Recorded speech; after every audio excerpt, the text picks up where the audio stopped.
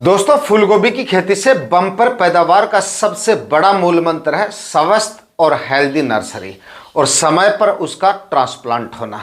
अगर आपकी नर्सरी स्वस्थ और हेल्दी रहेगी और समय पर आप उसका ट्रांसप्लांट अगर कर देते हैं तो आपको फूल की क्वालिटी भी बेहतर मिलती है, फसल भी आपकी आगे चल के हेल्दी रहती है और उत्पादन भी काफ़ी ज़ोरदार निकल जाता है। अगर आपकी नर्सरी ही कमज़ोर रह जाती है तो उसके बाद चाहे आप कितनी भी अच्छी वैरायटियों का सिलेक्शन कर देना, कितनी भी अच्छी मात्रा में खाद और उर्वरक डाल लेना और कितना भी सही मैनेजमेंट हो भले ही आपका, फिर भी उत्पादन आपको अच्छा नहीं मिलेगा और ना ही फूल की क्वालिटी आप अच्छी ले पाएंगे। तो दोस्तों, आज इस वीडियो में बरसाती सीजन में फूलगोभी की नर्सरी में आने वाली सबसे गंभीर और बड़ी समस्याओं के बारे में हम बात करेंगे।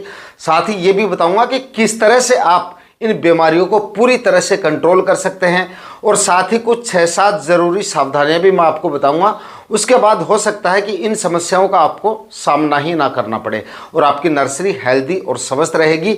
25 दिन बाद में जब आप प्लांटेशन करेंगे नर्सरी का तो आपकी जो नर्सरी है वो एकदम हेल्दी और स्वस्थ रहेगी। इसके चलते उत्पादन भी आपको काफ़ी ज़बरदस्त देखने को मिलेगा और जो प्लांट के कटने की, मरने की, इस तरह की जो समस्या आती हैं वो भी काफ़ी कम आपको फेस करनी पड़ेगी। मतलब जितना बीज आप डालेंगे उतने प्लांट आपको मिलेंगे। इसलिए वीडियो पे लास्ट तक बने रहिएगा और वीडियो अगर आपके लिए इंफॉर्मेटिव रहे तो इस वीडियो को लाइक और शेयर जरूर कर दीजिएगा। नमस्कार किसान भाइयों, मेरा नाम है सुरेश और आप देख रहे हैं खेत किसान झुंझुनू। तो दोस्तों, सबसे पहले कुछ सावधानियों के बारे में बात करते हैं और पहली सावधानी है बरसात से नर्सरी को बचाना। ये सावधानी सबसे ज़्यादा ज़रूरी है। इसके लिए पारदर्शी प्लास्टिक यानी कि रेन प्रोटेक्शन की व्यवस्था करें, लेकिन ध्यान रखें हवादार रहनी चाहिए आपकी ये व्यवस्था। चारों तरफ से कवर नहीं करना है और जैसे ही बारिश बंद हो जाती है हटा देना है, वरना इससे समस्याएं और भी बढ़ सकती है। अगर आप पूरी तरह से पैक कर देते हैं या फिर अगर इसको समय समय पे खोलते नहीं है, हवा वगैरह पास नहीं होती है, तो ह्यूमिडिटी अंदर और ज़्यादा बढ़ जाएगी। नमी के ज़्यादा होने से इस तरह की समस्याएं ज़्यादा हो सकती हैं। तो सिर्फ बरसात से बचाने के लिए आपको ये व्यवस्था करनी है और बरसात के निकलते ही आपको इसको हटा भी देना है। पहली व्यवस्था हो गई। दूसरी व्यवस्था क्या करनी होती है इसमें, पौधे घने ना रखें। बरसात के सीज़न में खास तौर से बीज जो डाल रहे हैं वो सीमित मात्रा में डालें। मतलब पौधे आपस में चिपके हुए नहीं रहना चाहिए, इतने घने पौधे आपके नहीं होने चाहिए। हवा पास होती रहनी चाहिए ताकि डंपिंग ऑफ की जो समस्या है वो आपको कम से कम फेस करनी पड़े। ध्यान रखें, डंपिंग ऑफ उन्हीं प्लांट में सबसे ज़्यादा देखने को मिलती है जिनमें हवा ठीक से पास नहीं होती है और मतलब प्लांट काफ़ी ज़्यादा रहते हैं। ऊपर से नमी तो महत्वपूर्ण कारण है इसका, मतलब लगातार बारिश वगैरह या काफ़ी ज़्यादा ह्यूमिडिटी वगैरह, और उसके बाद में ऊपर से हम जो सिंचाई वगैरह कर देते हैं तो वो सूखती नहीं है और ऊपर से हवा भी क्रॉस नहीं हो रही है, तो ऐसे में डंपिंग ऑफ की समस्या काफ़ी ज़्यादा रहती है। तो प्लांट सीमित रखें, खरपतवार जितना भी हो रहा है तुरंत निकाल दें और प्लांट की संख्या सीमित रखें। दूसरी सावधानी, बारिश का पानी नर्सरी में बिल्कुल जमा ना होने दें। चाहे आपकी नर्सरी में सिंचाई का पानी हो चाहे बारिश का पानी हो, क्यारियाँ ऊंची बना के रखें। घंटे भर भी अगर पानी ठहर जाता है आपकी नर्सरी में तो इससे भी गलन वगैरह की समस्याएं आपको फेस करनी पड़ सकती हैं और यही समस्याएं सबसे ज़्यादा आती हैं। बारिश होने के बाद में तुरंत सिंचाई ना करें या उसके बाद भी सिंचाई ना करें। ज़रूरत होने पे ही शाम के समय सिंचाई करें और हल्की सिंचाई करें।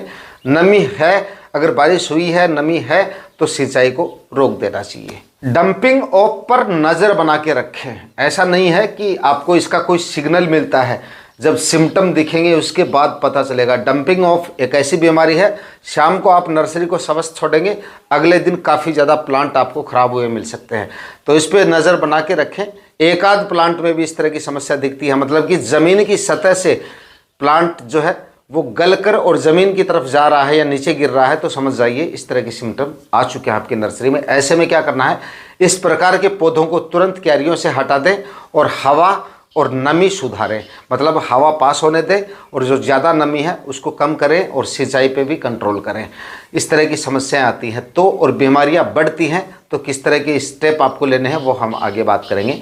उसके बाद में अगली जो सावधानी है वो क्या है, प्लांटेशन के लिए पौध को ज़्यादा बड़ी ना होने दें। प्लांट आपके नर्सरी जो है वो 25 से 30 दिन के भीतर प्लांटेशन हो जाना चाहिए और अगर ग्रोथ थोड़ी कम है तो और 1-2 आप दिन जो है इंतज़ार कर सकते हैं। लेकिन ज़्यादा बड़े पौधे या जड़ों का विकास काफ़ी ज़्यादा हो जाता है तो उसके बाद ट्रांसप्लांट करते हैं तो उत्पादन क्वालिटी और उसके बाद में जड़ों को सेट होने में भी काफ़ी ज़्यादा वक्त लग सकता है, या यूँ कह सकता है कि खेत में ठीक से सेट नहीं होंगे और इसका उत्पादन पे सीधा असर आपको देखने को मिल सकता है। अपनी नर्सरी में कीटों के लिए नज़र बनाए रखें।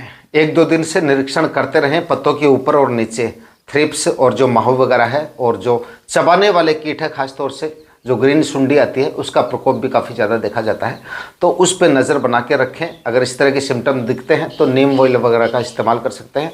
नर्सरी बड़ी है तो इमिडाक्लोप्रिड 17.8% का हल्का स्प्रे भी निकाल सकते हैं, लेकिन इतने छोटे पौधों में अगर स्प्रे ले रहे हैं तो इमिडाक्लोप्रिड 17.8% से हाई मोलिक्यूल वाला जो इंसेक्टिसाइड आते हैं वो नहीं लेने हैं, और इसकी भी खुराक सिर्फ 6 से 7 ml प्रति 15 लीटर स्प्रे टैंक के हिसाब से लेनी है। अब महत्वपूर्ण बात, बरसाती नर्सरी में पानी कम देना ही हमारा लक्ष्य नहीं है, बल्कि मिट्टी में पानी और नमी का सही संतुलन और हवा का आवागमन, ये सबसे ज़्यादा ज़रूरी है। इन चीज़ों पे अगर आपने काम कर लिया तो उसके बाद में ये बीमारियां कम से कम आपको फेस करनी पड़ सकती हैं।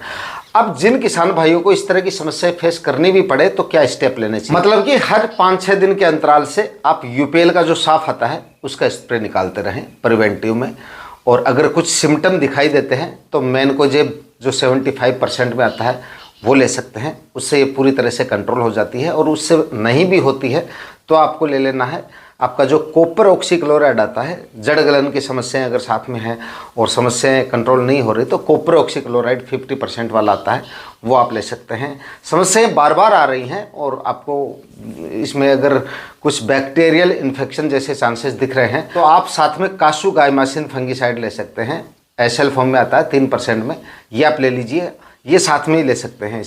इसका स्प्रे निकाल दीजिएगा। इस तरह की समस्या आपको फेस नहीं करनी पड़ेगी, लेकिन सबसे बड़ा इलाज यही है, बस हवा वगैरह पास होती रहे, नमी बना के रखें, ज़्यादा नमी नहीं होने दें। ह्यूमिडिटी का भी काफ़ी ज़्यादा ध्यान रखना है। प्लास्टिक वगैरह ऊपर डाल रहे हैं बरसात के लिए तो वो हवादार रहना चाहिए। अगर हवा पास नहीं होती है तो स्वस्थ नर्सरी में भी बीमारियाँ आ सकती हैं ज़्यादा मॉइस्चर होने की वजह से।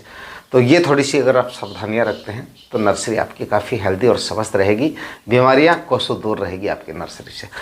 इस वीडियो के बारे में आपके जो भी सुझाव हैं, जो भी सवाल हैं, वो कमेंट सेक्शन में आप पूछ सकते हैं। आज के वीडियो में इतना ही, मिलते हैं किसी और वीडियो में नए टॉपिक के साथ। तब तक के लिए जय जवान जय किसान।